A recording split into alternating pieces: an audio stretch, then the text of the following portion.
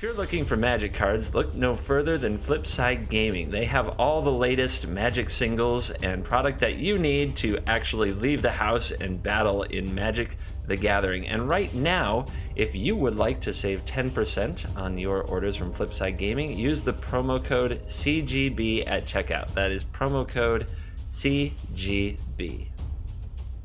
Hello and welcome back to another day in the arena. It's me, it's CGB, and today we're looking at the Rakdos deck that got us to 7 wins.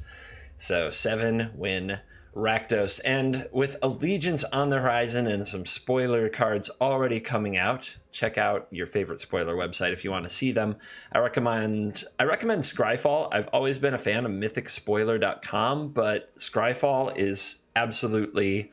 especially with the look they have on mobile. They are winning me over. I'm not endorsed or sponsored, but hey, if anybody from Scryfall is watching, call me.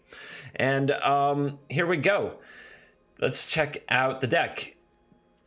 What can you say? Until Allegiance comes out and Rakdos has a few more cool cards and options, right now, its face is the place. Now, I've tried a few other builds. I've tried some Rekindling Phoenix mid-range and Midnight Reaper lists, but when it comes to arena and best of one play, get into that 7 wins, ruthless aggression and straight up face is the place just seems to win out. There's not too much to talk about with this deck.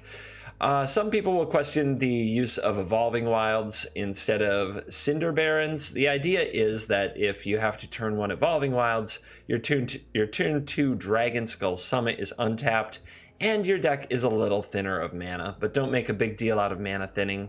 It is a real thing, but it is an overrated thing most of the time, as it only reduces the percentage chance of you drawing a land by a very tiny margin. However, that's why we use Evolving Wilds instead of Cinder Barons. And if quite often, if you miss your turn 1 mountain, you're already in a pretty ugly spot. And with only 10 mountains, that's going to happen a lot. So that's why I de-emphasize the 1-drops, taking out 2 of the Fanatical Firebrands, and try to emphasize the 2-drops more with Electrostatic Field and Pyromancer. It's actually okay pretty often if these don't come down on turn 1. If you can set them up to be hasty, they can normally get in there for some damage when the opponent is attacking our face, which they have to do because in the long run, there is so much damage they're going to take. Let's go play some games, and I hope you enjoy them. We're looking at one of those hands where we don't play our creature on turn 1. We do have 3 spells, and they are good. Risk Factor and Sword Point Diplomacy. We will have to draw a land. That might be asking a lot. I think I can try the hand. This could go really south if we draw more 3-drops without drawing land, but otherwise almost anything we draw off the top will be useful. I suppose Electrostatic Field wouldn't be a great top deck in this hand either. I'm still willing to take the shot. This is probably a C. I think some people would snap keep this and feel great about it, but I don't think this is like an A+ hand or even a B hand. I think this is right in the middle, win or lose based on like the top 2 cards of your library. Let's give it a shot.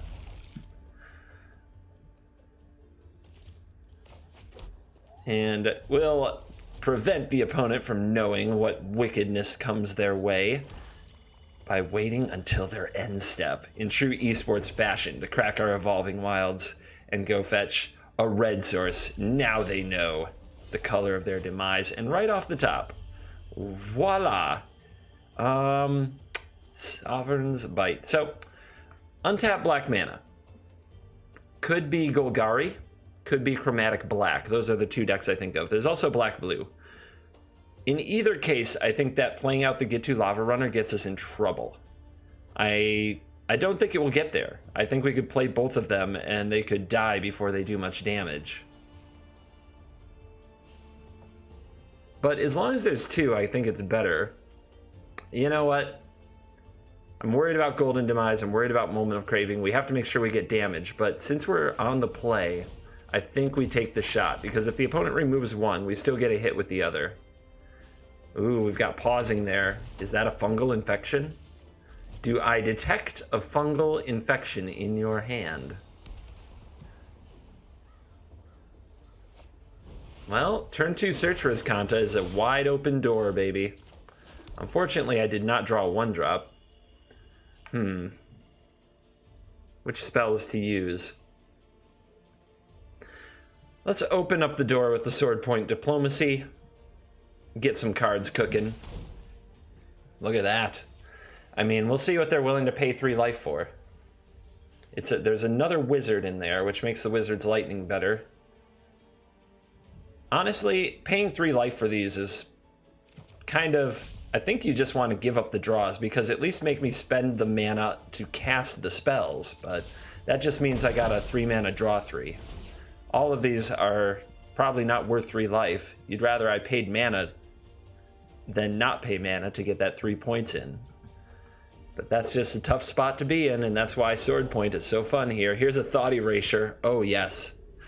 So the blue-black deck with their Thought Erasing, their hand-hating, their disinformation campaigns, we don't like the sweepers of the deck, but we do not mind this stuff. Like, you want to come after our hand while we have threats on the board? Awesome. Fine by me. Now, is that fungal infection going to occur?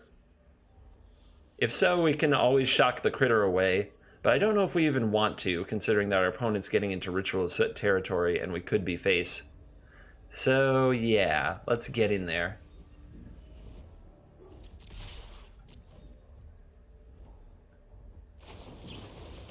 So, we could use our shock to deal 1 more damage with the Lavarunner, or we could let one of our Lavarunners go. And I think letting it go is just fine, because I think that Ritual Soot, Golden Demise are the way that we get in trouble here.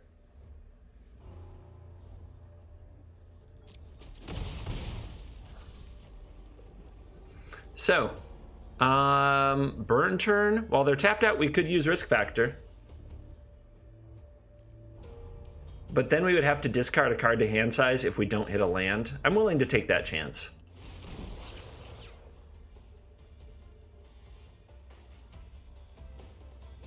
Four damage is a lot against the burn deck, but they will take it on the chin. Now do your math. 8, 10, 12 damage. They need to find a way to gain life. Perhaps they have a Vraska's Contempt. It's a Chupacabra. That will not gain the life. Because Moment and Craving and Vraska's Contempt are their typical life gain spells, I don't want to play the Pyromancer to the last possible moment. So let's keep it off the board. As opposed to potentially popular opinion that you should play out your creatures first. There's a time and place for adjustment. Now I'm going to just burn away at that face while the opponent is tapped low. Black and blue have a pretty hard time with life gain outside of Vraska's Contempt and Moment of Craving, which are tiny little bits compared to the life that a Lyra Dawnbringer, for example, can rip off. So you've got to love the position. Also, our opponents, their second blue has shown up, but it's tapped, which means we can probably get more points in there, and we should probably do them at sorcery speed just right now.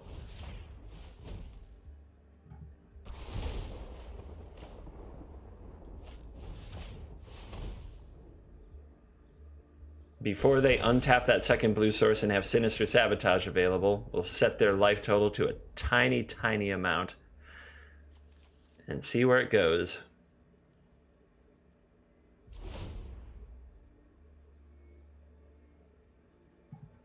Cards in the graveyard are 5, going to 6 with Search for Azcanta potentially. Nope, stays at 5. The opponent, if they have Moment of Craving and Contempt, they can also target their Chupacabra for a quick snack of 2 life. Discovery, digging. Here we go now.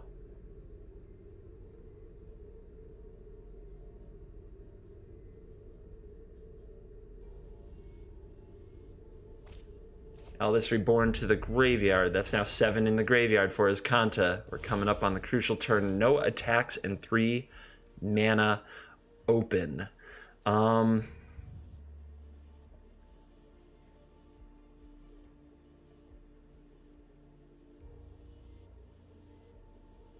I think the right play here is going to be to pass the turn before Azcanta flips and during their draw step, Wizard's Lightning. That will prompt a Sinister Sabotage. Then my opponent will flip their Azcanta. They'll have 1 blue. They'll have to find another blue and 2 black. And then we untap and go for Pyromancer. And if we draw another land, we have 2 Pyromancers, which beats Moment of Craving. I think that's the right way to do it. Now, I could go for Pyromancer and Wizard's Lightning, but if this gets countered, I wasted my whole turn. So let's put a stop on your upkeep. Pass this on the stack. Let's fire away. It's just that the search allows my opponent to see more cards, and flipping the Azcanta allows them to have more options. So I want to force them to make this play before they have more options and see more cards, as you never know what they might find. Syncopate, for example, would be a card that they'd rather use so that they could have more counter magic available, but they don't get to use if we do this in response.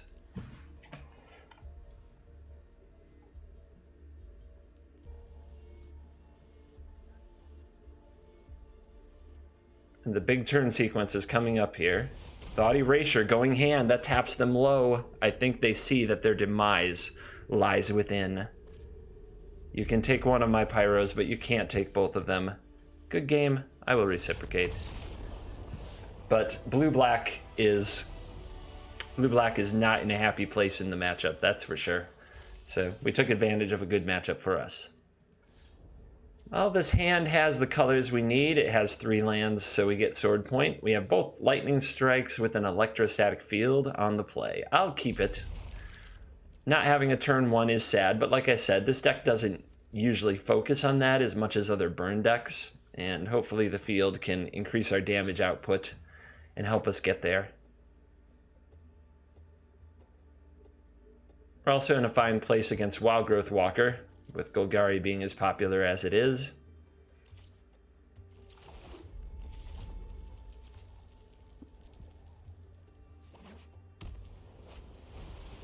Turn 1 opt could be a number of things. Drake, mono blue,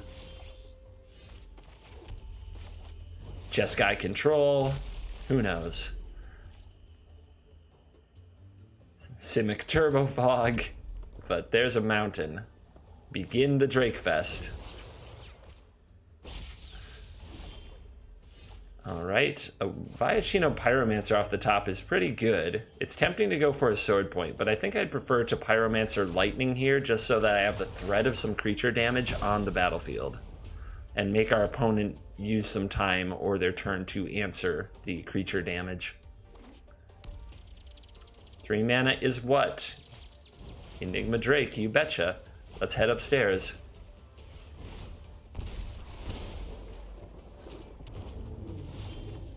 So how much is the opponent willing to defend their Enigma Drake? If we attack with the Pyromancer, will they block? I'm confident they will. So it's probably a bad attack. However, you can also say, what if they don't block? Is our Pyromancer ever getting through for the rest of the game? The fact that it's a wizard on the battlefield means I'm going to leave it back, but there is a time and place for attacking because you don't think you'll ever get anything more out of your Pyromancer. This isn't it, though. Let's send up Sword Point Diplomacy and increase the pressure a little bit. The opponent sees a bunch of land and another Sword Point. They might pay 3 life for the Sword Point, which would make it worth it for us. Oh no, they give us that Sword Point. And the Evolving Wilds, so we get to keep making land drops, and since we don't have another use for mana, we'll use the Evolving Wilds this turn. If you already have your black source, it's usually right to get more red sources.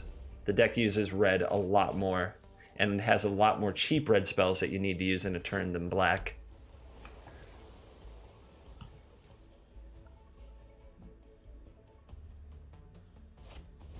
There's a Drake. All right, 2 Drakes now. The opponent's goal is to build these up to large enough to swing in for lethal before I can do anything about it. All right. If we have 1 more land, this is 12 damage. So as long as we do a little bit of damage this turn, let's do another Sword Point. The pressure is going to be very real, and those aren't land. So instead, we'll have to throw some extra damage at them, which, that's fine too. I can handle that. Sovereign's Bite is likely the choice, since the life gain can help keep the Crackling Drake swing from being lethal. Giving me the creatures is definitely not a big cost. But yeah, let's start firing the Sovereign's Bite. I don't think that there's really a time for the creatures anymore. Getting another field on the battlefield shouldn't make a difference. We have 8 damage in hand, if the field lives. And Phoenix to the graveyard. This is where the opponent tries to dig up as much damage as they can. But 21 is a tall order.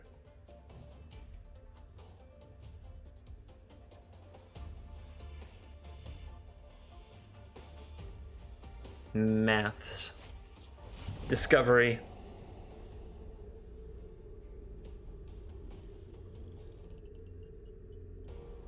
This glorious hand just waiting to be unleashed.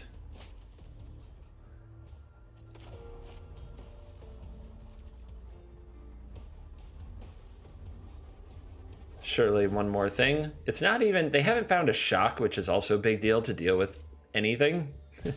I guess it doesn't deal with the electrostatic field anyway, but they haven't found like a way to kill the Pyromancer.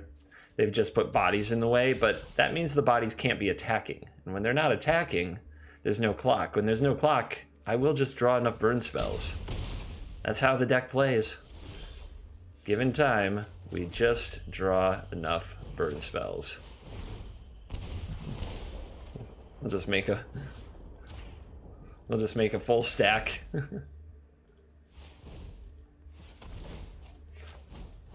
Just put them out of the misery.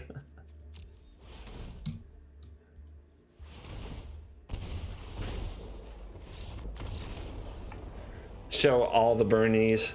But yeah, I was going to try to make a full stack of those lightning strikes for the comedy effect of it. Maybe it wasn't that funny to some of you who are burn sensitive. I've definitely felt that way myself. I kind of regret it. Should have just ended it with class. Sometimes the entertainer in me gets the best of me. I hope. Well, it's made for some great moments on the channel. I was going to say I hope you'll forgive me, but I think in the long term it has benefited you, the viewer. Hand is fine. 1 drop, 2 drop, 3 drop. If the opponent on the play here, on the mulligan, can put something in the way of my Lavarunner and Pyromancer, then we have a bit of a problem. And it looks like there's green-black, which is never great, especially when you don't have a lightning strike. Wild Growth Walker, that can be an issue.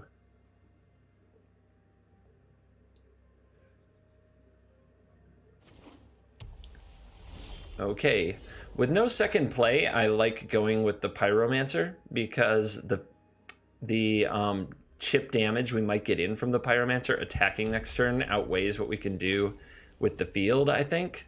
So we'll go with you. There is some exposure to a golden demise, but we're looking at some kind of 3-color pile. Uh-oh, revitalize. What troll nonsense is this? Okay. Okay. Rainbow Lich, perhaps? Oh, they came prepared for burn then. All right. Well, let's be aggressive, because that's what we do here.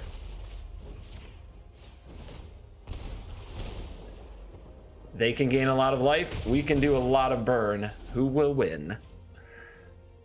We played a little bit into a Cleansing Nova. I don't know that we have a choice, given that we're up against a deck with that gains 6 life on turn 3 on a mulligan. So I think we just have to be a bit over the top. We just gotta go for it, friends. We gotta go for it.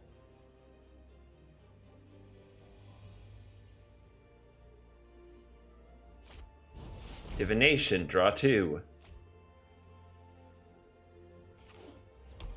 Gateway Plaza, fix that mana.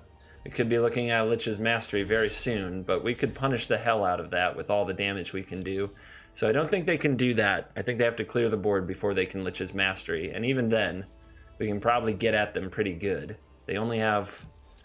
Lich's Mastery makes you exile permanents instead of taking damage. They don't have that much. They do have Mirari's Conjecture, which getting back Revitalize and Divination is a problem. We play the Sword Point Diplomacy here to try to continue to stock up our ammunition, and we play it first before combat to pump the Lavarunner. Oh my. Oh my lord. All 4 Sovereign's Bites? As the opponent, you may as well give them to me. You're not trying to race me with damage, so make me cast them instead of giving me the 3 life for free. The opponent could also try mana hamstrunging me, which is pretty aggressive, but they could pay 3 life for the land and give me the bites. So this is the big one. Do they pay for the land? They do not. Okay. All right, let's give them a hit. This is 8 damage. This is lethal, a lethal board if uncontested, but we can be sure that the opponent does something. The fact, though, is if they tap out for Conjecture, they die next turn. So they need to do something that messes with the board.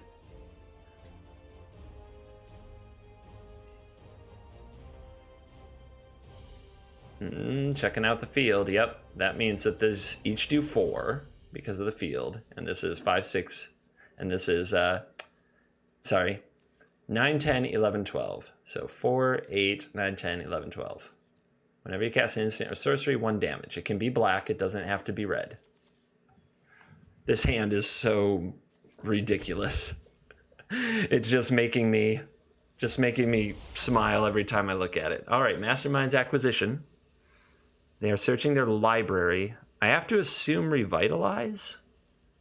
I don't know what else they could do. If they go and get a dress, that does not help them. Hand is way too redundant, and they know it because they gave me these cards. Or at least they gave me 2. Maybe they think they can dress one. Okay, it is the Revitalize to buy another turn. Good choice. Good choice. Play the land. Play a bite.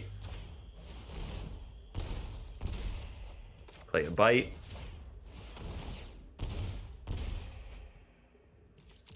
Hit.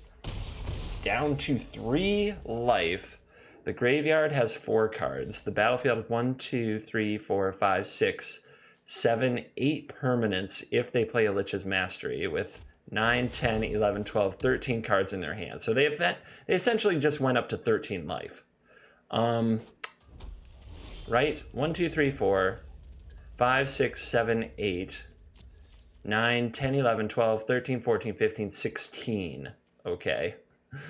Maybe it's a little worse than I expected, but just the way that we have to do it is to hit them as hard as we can and try to reduce their resources as much as we can. However, if they keep even 1 life gain spell with the Mastery, they're doing okay. They're doing all right. So this will be the graveyard. But the next 8 cards, we're probably going to cut them way back on land, and they'll have like a Revitalize to draw a bunch of cards. I don't know. I think we've got this, but I love that they're fighting it out. So what did we exile? A few more lands. Makes sense. Head upstairs. Start the torture. We'll show them that we have all the Sovereign's Bites because, you know, comedy. Okay, so they're keeping 1 card. It feels like that absolutely must be some kind of a life gain effect. Now they're going to try to exile things from graveyard and the table while keeping the mana to do this thing. It's a tough place to live. It's not the funnest way to live your life. Whoa, I can't talk. Selecting which permanents will live and which will die. Wow, their hand was all land. That is so tragic. Again.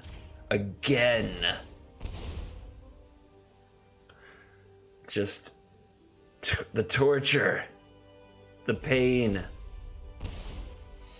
So they were trying to keep a Revitalize in the graveyard in case they drew Mirari's Conjecture, is what I got from that. But now we've got them down to these permanents. They need to draw a way to gain life. It's a land. And let's, I guess I'll show them what's up. And eventually here they'll have to exile the Lich's Mastery as the last possible permanent. But they will be very, very dead. And it looks like they're going to play it out until the end, which honestly makes for quality entertainment. I hope you enjoy. But yep, they select the gift, the plains, the plaza. Then there's the final trigger coming up here. From the Electrostatic Field, they must exile the Mastery. The good games.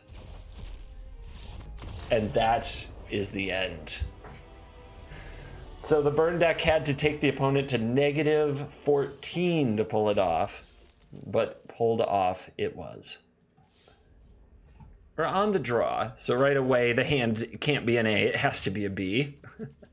And then we have a couple burn spells, a Pyromancer, no card draw, 3 land. Yeah, I think it's more of a C, but that's not a D or an F. So let's keep it around. We want to draw some risk factors and sword point diplomacies for sure. An Electrostatic Field would make me feel a lot better. A turn 1 elf. And we draw land.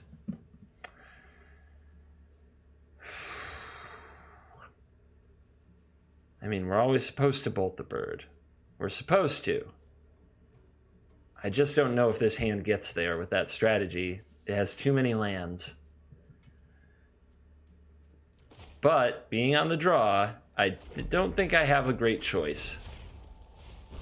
I think that one way that we steal this game is if we just get our opponent low on mana, low on resources. But it's green-black, and that was another reason to do it, to shock away the elf. We might have had to bolt a Wildgrowth Walker anyway. It appears not, or the opponent is saving the Walker. Let's drop the Pyro. Send some damage up here. The priority is holding. I'm trying to figure out what that could be before Pyromancer even resolved. It must be full control mode. I can't think of what they would possibly be holding with no targets on the board that would hold priority. What does green-black play that responds to a spell on the stack? Assassin's Trophy. That's what it is. It's Assassin's Trophy. Because that can target lands. So they have an Assassin's Trophy. That's not going to be great against us, but we can't really punish them if they did go for it. Because, yeah, oh, there's a risk factor. I was going to say, we can't really punish them if they go for an Assassin's Trophy because we already have too much land. Anyway, let's use this Wizard's Lightning to clear this Wildgrowth Walker. Let's get in our shot of damage with the Pyromancer. And then we have an interesting choice of whether to use this Evolving Wilds this turn or have Lightning Strike available. And honestly, Wildgrowth Walker is so good in the matchup. They may have 2 Wildgrowth Walkers, another land, and a Merfolk Branchwalker. So they may be planning to play another Wildgrowth Walker, then explore the same turn to get that life. So I'm going to play the untapped land so I can kill the Wildgrowth Walker if they go for that play. Jadelight Ranger. All right. We could kill it now and avoid having a 4/3 on the table. I think that is wise. It does ensure that we get 2 more damage with the Pyromancer, which that on its own makes it worth shocking the Ranger. Otherwise, I don't know if or when Pyromancer will deal 2 more damage in this fight. All right, get in there. We'll play this Evolving Wilds. I will go get double black on this occasion in case we draw 2 Sovereign's Bites or a Sovereign Bite and Sword Point Diplomacy off a risk factor. I know I said that you usually get more red if you have a black, but I think that this is a different type of occasion. Here comes Doom Whisperer. That is something we will not get through. Let's throw risk factor at the opponent and see what they'll let us do.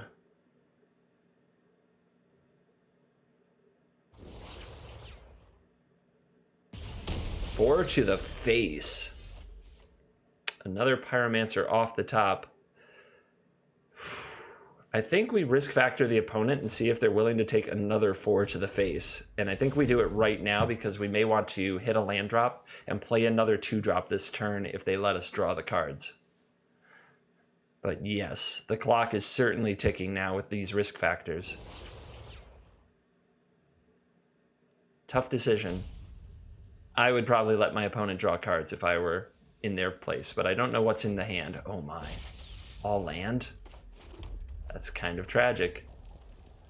So let's hold up the Lightning Strike because, again, the Wildgrowth Walker angle is something we have to be concerned about.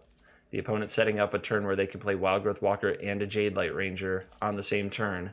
That's how they get back in the game.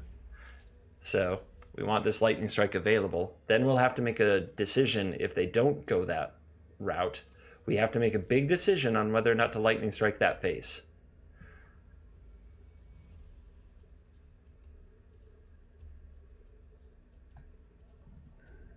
Let's see what they do before we overthink it. But right now I'm leaning on saving the Lightning Strike.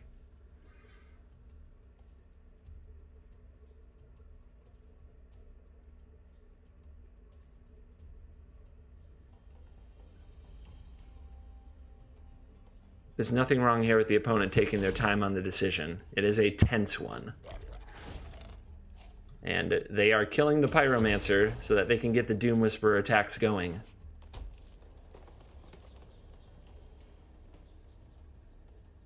They have Find. Yep, they do. So now we know they have Walker Ranger, which kind of freezes our mana for this turn. And the Doom Whisperer starts attacking, so our clock is ticking. They are 2 attacks from killing us, so we need to win over 2 turns from 10 life with our opponent having a Wild Growth Walker and a Jade Light Ranger in their hand. We almost certainly have to bolt the Walker, so the Lightning Strike is getting held. The question will be how to use the rest of our mana. Sovereign's Bite is an excellent draw. We can do 5 to our opponent. It's very unlikely, though, that we can win in one turn the following turn using our Lightning Strike on the Walker. Does the Sovereign's Bite buy us an extra turn? It does by 1 life, but the Jade Light Ranger is still lethal. We'd have to... our Viashino Pyromancer would have to block. Not to mention it's a wizard, and risk factor getting back... Risk factor hitting a wizard's lightning would be huge. So, do we risk factor this turn, or do we Pyro Sovereign's Bite, leave up Lightning Strike, and then risk factor from empty? Our opponent could just take the 4 damage. We'd be relying on the top of our deck to win the game. Well, we are a burn deck after all, and I think that making the more mana efficient play is where we want to live this turn.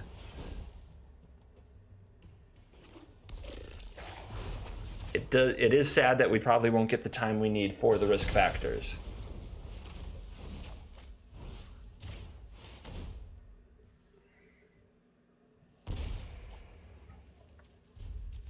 All right, here we go. If only the opponent were on 4, but maybe it will be the perfect gambit. Maybe the opponent will take the hit from a risk factor, only to find that we drew the burn spell. Here is the Jade Light Ranger. Here is the Lightning Strike for the Wild Growth Walker. It's all boiling down to this.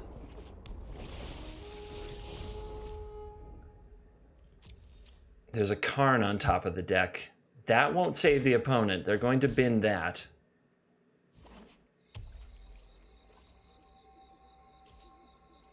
Do they attack with both? This is a pretty tough decision. And then a tough decision that we have to make.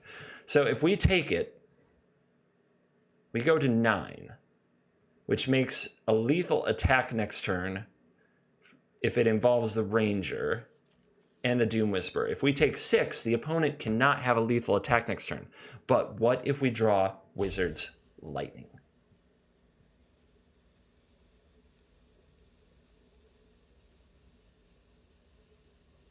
I think that we save it also because we could get 2 extra damage from a Ghitu Lavarunner off the top. So I'm going to take the damage. I am not sure if this is the right play. I'm being totally honest about that. There's definitely a good reason to block with the Pyromancer here and get myself almost assuredly an extra draw step, but it also opens up extra ways that I could win the game this very turn. That is shock. That ensures that we won't die next turn, as we can shock the Ranger. Let's use risk factor. If we're going to... Let's see what the opponent does. If we're going to shock the Ranger anyway and keep the opponent off lethal, we can probably shock the Jade Light this turn to get 2 damage in with the Pyromancer. Risk factor resolving here. Our opponent is dead if they take it. So we draw. We draw 2 Pyromancers and a Lavarunner. Is there a way to get this lethal? No. This is 2 damage. This is 2 damage. That puts the opponent at 1. Then they have to block. I definitely want to play another Pyromancer. We could see if the opponent refuses to block this Pyromancer first. So either way, it's 2 damage. I think that the right one is Pyromancer and Shock. So yeah, let's see if the opponent blocks this Pyromancer. I feel like they have to, although they would have lethal on the crackback, so perhaps they could talk themselves into going for a very aggressive line.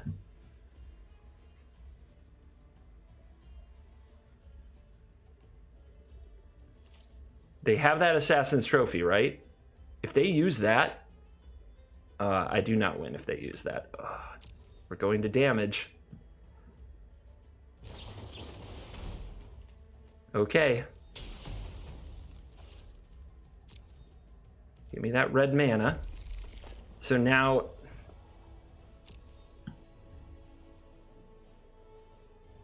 I think I sit. Because then I can risk factor at end of turn, shock the Jadelight Ranger so I don't die, get the opponent to attack with all, and try to go for lethal. I can risk factor discarding... What's the difference between having a Pyromancer on the field? Maybe my opponent will play a removal spell. Yeah, let's go for the one Pyromancer on the field instead of the risk factor. Discarding any of these I think would be a mistake here. Because maybe I can get my opponent to use a Chupacabra, another Assassin's Trophy, something to try to get through for lethal. We have them at 3. This has been a very tense and interesting game.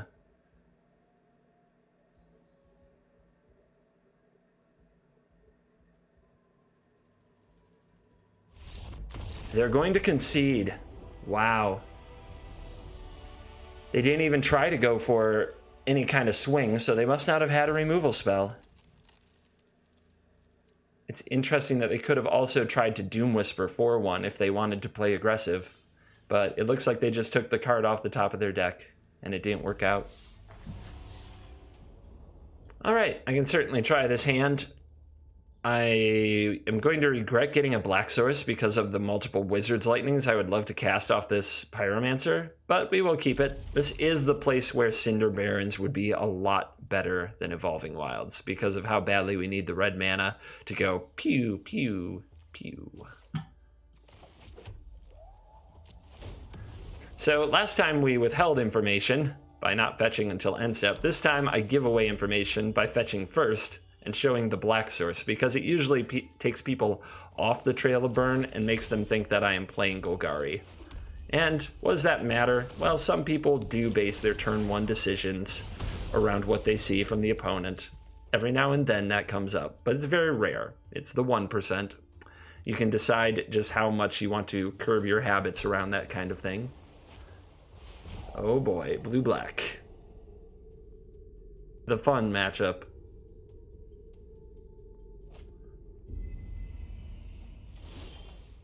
Another Wizard's Lightning. So while I have the Pyromancer, I think that the play will be to use the Wizard's Lightnings.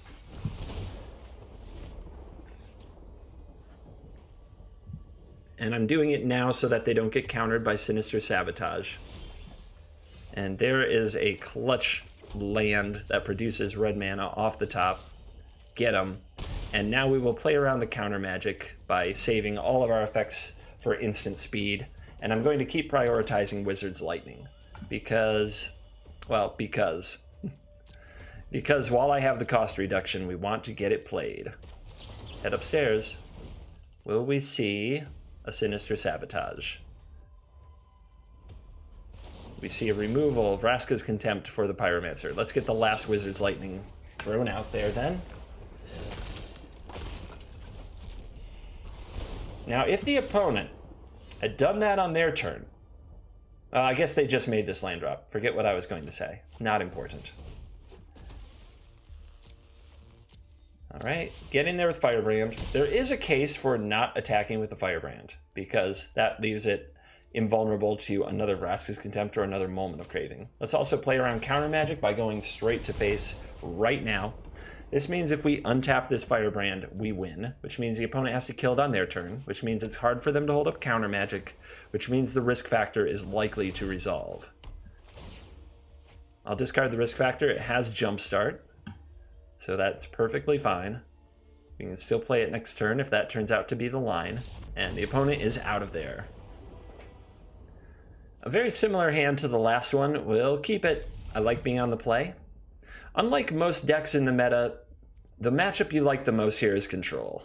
If you get to play control with this deck, you're a very, very, very happy camper, as it's very hard for them to have counter spells and the right removal spells on curve for all the things you're doing, which is basically one redundant thing, face, face, face, where usually control decks are thinking about board, board, board.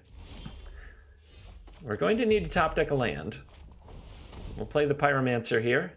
It can't be Spell Pierced, which is about the only thing one blue mana can do. Well, aside from the opt that you see every day, everywhere. For those of you who don't know, there is this arrow. It can move things around if you need to do something like, say, target a Teferi or a Planeswalker that's sitting right here. That arrow can help you target it. Saw that come up in a stream today.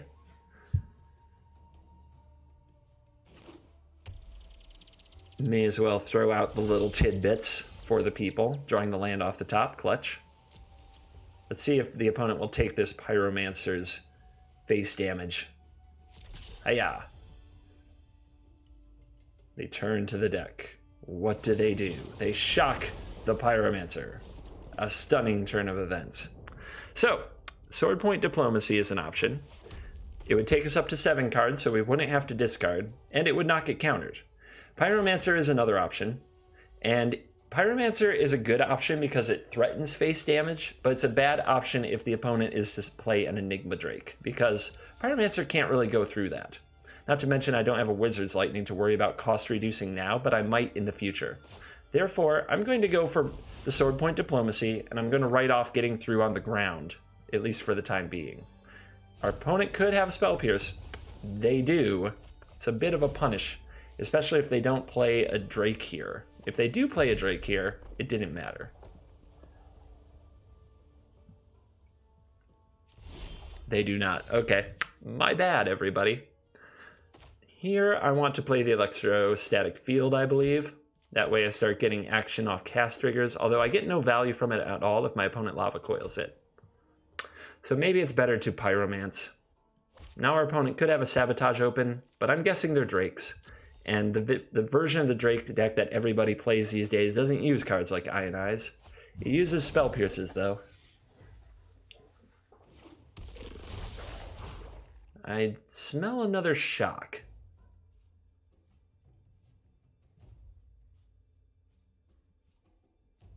And indeed, the shock has come.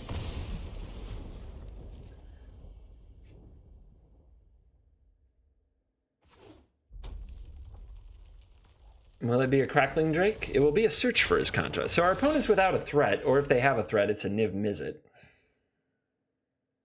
Again, playing into Spell Pierce is not ideal. Let's see if the Electrostatic Field will stick and get some chip damage in. They may have Lava Coil. These versions often play plenty of Lava Coil, and that would be very sad. But we'll see what happens. Okay, it's Enigma Drake time. The race is on. The game is afoot.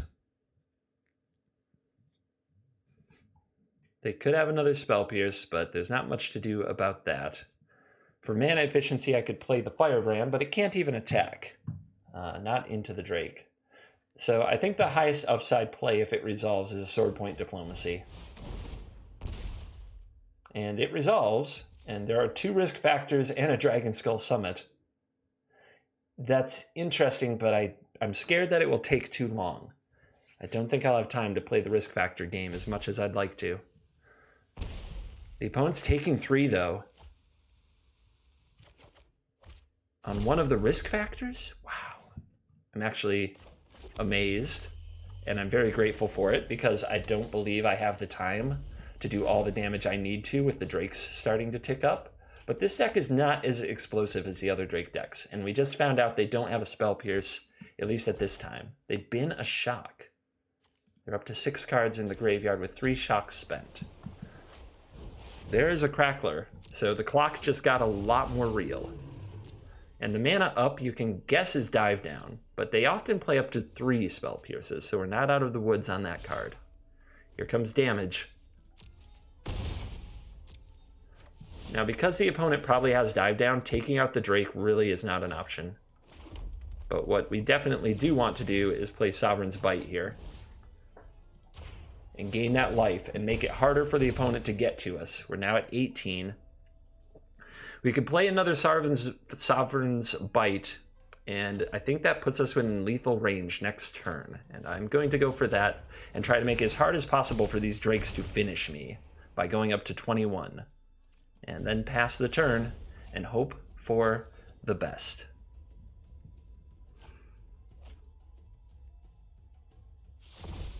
Search for Azcanta flips. A Drake was put into the graveyard, which is good. It's not a spell. Every spell is 1 more point on these Drakes. For the opponent to get to 21, that's a tall order, but they might be able to do it.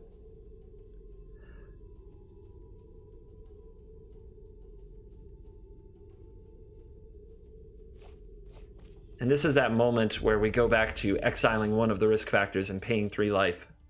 I'm sure the opponent really wishes that weren't the case now, as they are in range as long as the field is on the battlefield, along with the Fanatical Firebrand. 1 lightning bolt effect is good enough. This is 14 damage. Azcanta is activating. That doesn't put anything in the graveyard. And it feels like we're going to make it, and our opponent didn't leave. They used all blue mana all the way.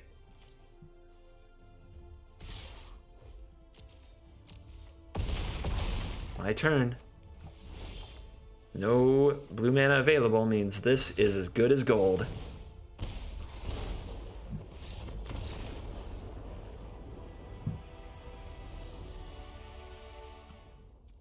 All right, we're on the play. I think this hand might be worth an A because we can go Lavarunner into field, into Sword Point, into all kinds of stuff, and our mana's good. So this is one I'm very happy to keep. Our opponent, not so happy. 6-card hand. Let's see if they like it. Ooh, they're thinking about it. And they scry 1 to the top. So we can assume a competitive game. When you go to 6 and you keep it and you put your card back on top, it's basically like you have a 7. A 7 you are at least probably reasonably happy with. And a Fountain of Renewal. Oh no. Oh no. Well, we see the game is certainly afoot here. If we want our 7th win, we have to go through the dreaded turn 1 Fountain of Renewal. Into a treasure map. Okay, that's a little bit slow. We can work with this. So I like getting the Lavarunner down, but I don't like overcommitting to the board against 2 black with Ritual Soot and Golden Demise available. So I'm going to go for Sword Point Diplomacy right now. Try to fill this hand up. Those are some good reveals. Let's see what the opponent wants to do. This is a case where paying 3 life might be a good idea, since if they can't kill the field, it depends. Can they kill the field? If they can't, these are worth more than 3 life because of the field triggers. If they can, then I still have to spend my mana for the effect. And it looks like they're going to see that and pay 3 life. They also have a Fountain, which makes paying 3 life much more appealing than I think it otherwise would be. And we are a bit short on the burn spells now, which is scary. We're going to need more sword points, more risk factors. This is going to be a tough job. Argyl's Bloodfast can be an issue if it gets flipped and our opponent gets a... I'm guessing this is a Karn deck from the artifacts. If the opponent gets a Karn out on the battlefield, it could be an issue. So we draw a Shock. I think we just do as much damage as we can here. Forget playing around board wipes. Forget any of that nice stuff. We just have to do damage.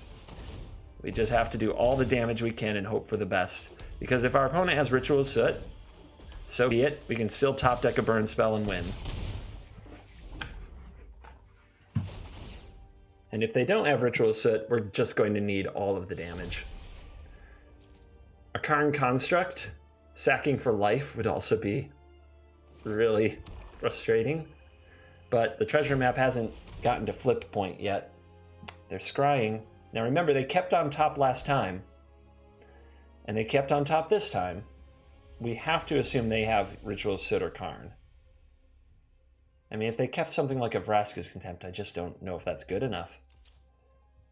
And it looks like they're passing the turn. It must be something like a Vraska's Contempt. All right, so if they're going to Contempt, I have 2 wizards. So I'm in a pretty good spot. Meaning... Risk factor first or second, though. What I mean is I can't kill my only wizard, then I risk factor into a lightning, a wizard's lightning that I cannot play. All right, let's attack. Let's see what they're holding. Let's put the pressure on.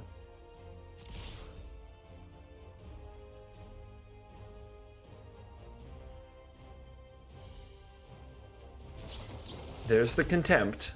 Okay, before they gain the life, let's use the risk factor to ensure we get to draw the cards, although I'm sure we do anyway.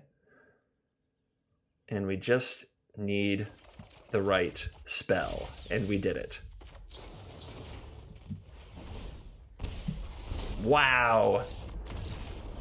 To all you haters and your turn 1 Fountain of Renewals, and that's how you beat Burn. I hope you enjoyed this video. I certainly enjoyed making it. Although Burn is never quite my acquired taste, it is hard to deny the pleasure of throwing a million spells at face and just walking away being like, haha, I didn't have to interact with you at all.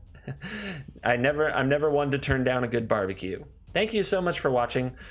Please consider donating to the show on Patreon. It is the holiday season. Merry Christmas to all. I think I'll have a few more videos up before Christmas, but just in case I don't, I want to make sure that I wish you all and your families the very best. Thank you for watching. I'll see you in the next video. My YouTube channel is proudly supported by HauntedFlower.com. Shipping officially licensed apparel anywhere in the world, and now featuring Magic the Gathering apparel and accessories. If you use the promo code CGB at your checkout, you can save 10% on any order. That's the promo code CGB at checkout on HauntedFlower.com. That's HauntedFlower.com.